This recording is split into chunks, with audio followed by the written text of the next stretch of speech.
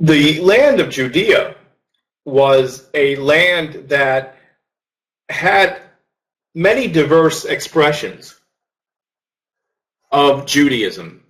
And when we look at Josephus and we read his stories about the ancient Jewish sects, he describes three. He describes the Pharisees and the Sadducees and the Essenes.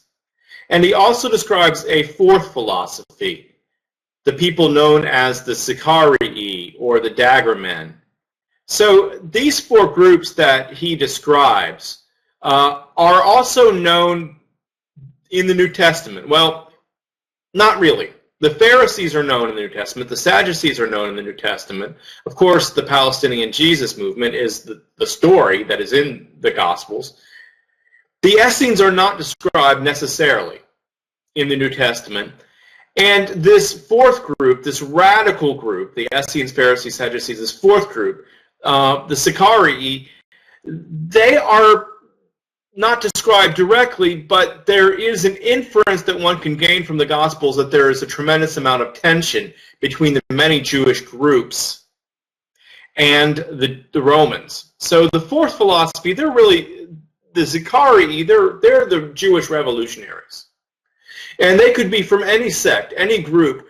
Their whole focus, sometimes they're called zealots, their whole focus is to overthrow the Romans and to kick the Romans out.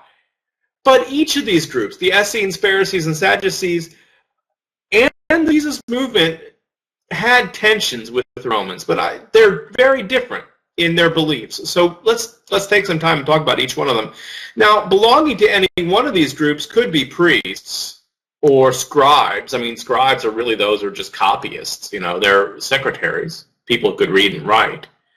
Levites, who are priests as well, and then rabbis, who are local synagogue leaders and teachers, and zealots. Paul describes himself as a zealot. Zealots are nationalists, and you could have a Jewish nationalist as a Pharisee or an Essene or a Sadducee, or even in the Jewish Jesus movement. So you could have these members, these folks, belonging to any one of these groups that we have described in Josephus and in the New Testament. Let's start first with the Sadducees. Now, the Sadducees are closely aligned with the priestly aristocracy. Their name comes from the high priest Zadok, and they believe that they are the line of Zadok. They were a very small group and quite high status. And they were very closely aligned with the Romans. They really believed that to maintain their power base and to maintain their control over the temple, and they were the high priestly. Most of the members of the High Council, the Jewish High Council, were Sadducees. They maintained their authority really by kissing up to the Romans. So they're basically the client kings of the Romans, or the client rulers of the Romans. They're the ones who are most affiliated with Roman rule. They get along very well with the Herodians. They are pretty conservative, too, in terms of their Judaism. They only read the Torah. They do not believe in resurrection. Now, resurrection teaching in the Hebrew Bible emerges around the same time as Judas Maccabeus and the Hasidim, who are dying as martyrs for their faith. You know, so resurrection is tied in with resistance to external power, and the Sadducees wouldn't have anything of that. They didn't want to resist the Romans. Their power was maintained by maintaining close connections to the powers of the day. So a small minority, a minority that was inclined towards Roman rule, and a very aristocratic minority, but they controlled the temple and they controlled commerce in the ancient world. Now, the Pharisees, who are often lumped together with the Sadducees by the New Testament, were actually different. They were the rabbis, the teachers of the people, and really they were probably pretty close to the people. They taught the people how to maintain ritual purity. Their name comes from the Hebrew word farush, which means to separate. And they believed that the Hebrew people, the Jewish people, were to maintain a separate purity, set apart from the rest of the people. They were to maintain that by not coming into contact with certain kinds of people and certain kinds of food, and not touching certain kinds of things, and maintaining dietary and calendar restrictions. And they did this by looking at these laws in Leviticus and Deuteronomy, and they interpreted it for the people, because the Torah is very difficult to understand for many people. And so these rabbis, these Pharisees, would study the Torah, and they came up with a set of doctrines called the Oral Torah. And these doctrines, which they passed on orally from one generation to the next, helped the people to understand and to live.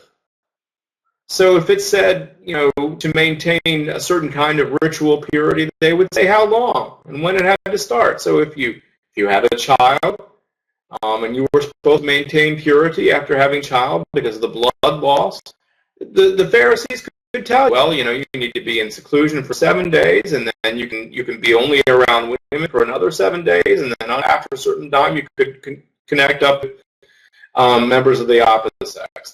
They could tell you those things. If you accidentally were walking home one day and you came in contact with some a corpse, the Pharisees could say, well, what you need to do is seclude yourself for an afternoon, and then you need to bathe yourself in ritual water, and then spend the night in ritual purity, apart from your wife, and the next morning then you can go about your business. You'll be pure again, right? So they taught the people how to negotiate the law, and we have a very negative, I think many Christians have a very negative attitude toward law, but for the Jews, the Torah was their sign, their way of maintaining their relationship with Yahweh. Yahweh had given them the law. And so covenantalism was their life. They maintained the covenant with Yahweh by obeying the law. It wasn't a burden so much as a tradition, a form of life. And so the Pharisees were the ones who could teach the Jewish people how to do that. And they were well off, again. And so the New Testament portrayals of the Pharisees, I think, is a little bit anachronistic. Remember that the New Testament writers are largely, at least the Gospel writers, are largely Gentile. And their tensions are with the rabbis. And the rabbis are the group that stem from Pharisees. And so when they talk about the Pharisees and Jesus having conflicts with the Pharisees, I think they're putting their own tensions from their own day with the rabbis into the stories of the ancient world. After all, Jesus was called a rabbi, right? A teacher. So although he wasn't a Pharisee, he certainly would have connections and perhaps even close relationships with some Pharisees. We don't know that he was always in tension with them. Now, again, I talked about the destruction of the temple at 70. It's probably important to keep in mind that was a traumatic event for ancient.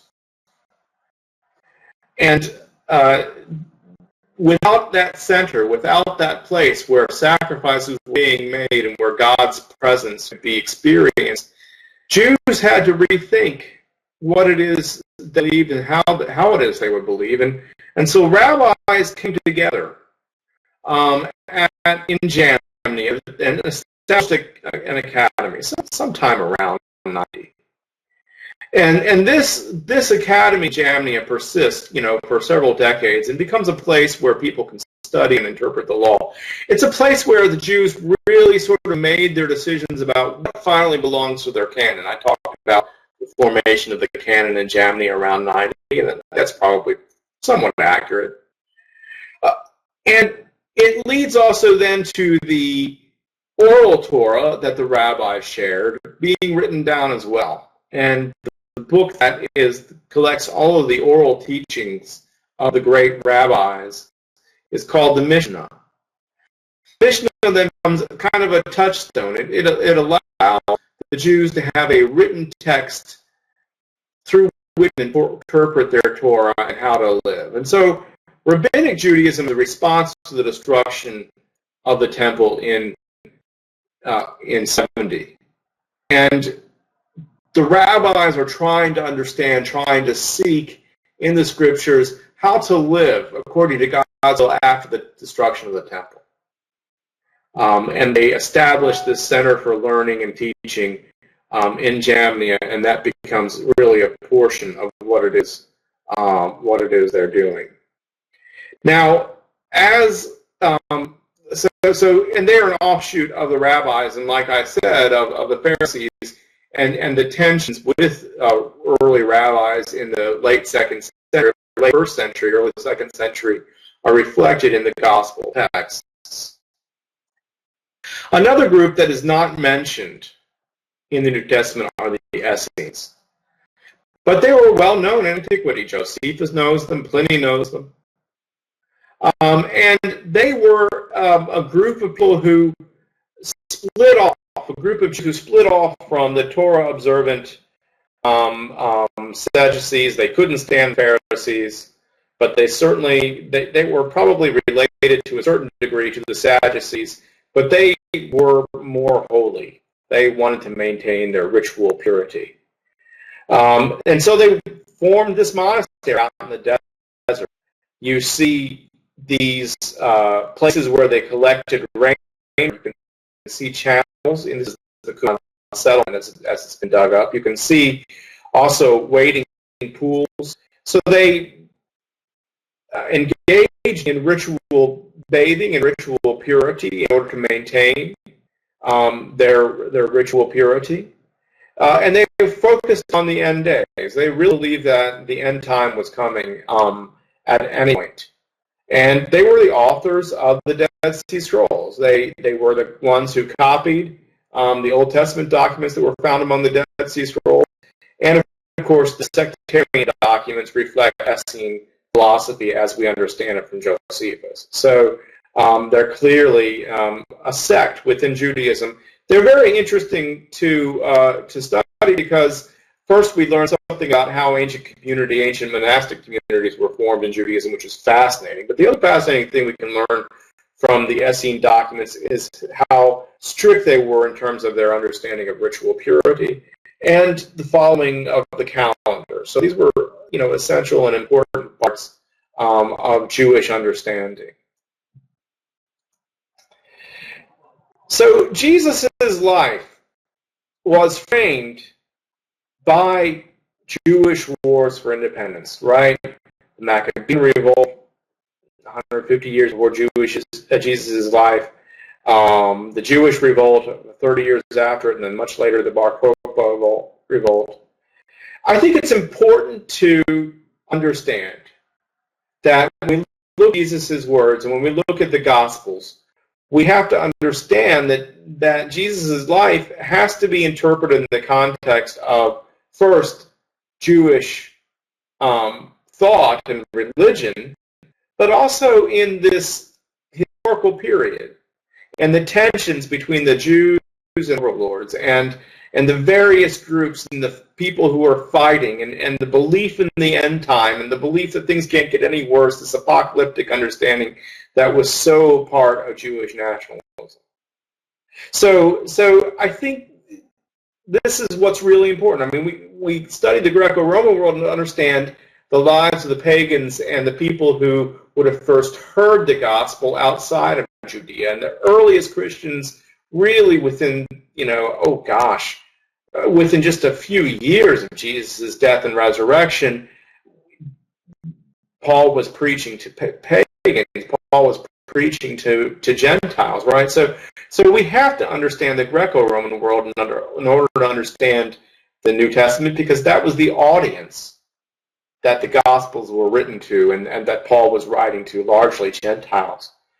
But we also have to understand the historical world that Jesus lived in, and Judaism and his religion and his culture, as a world very, very different from our own. Okay, well, I hope these lectures have helped you get a little bit into the historical understanding that we need in order to read the New Testament documents.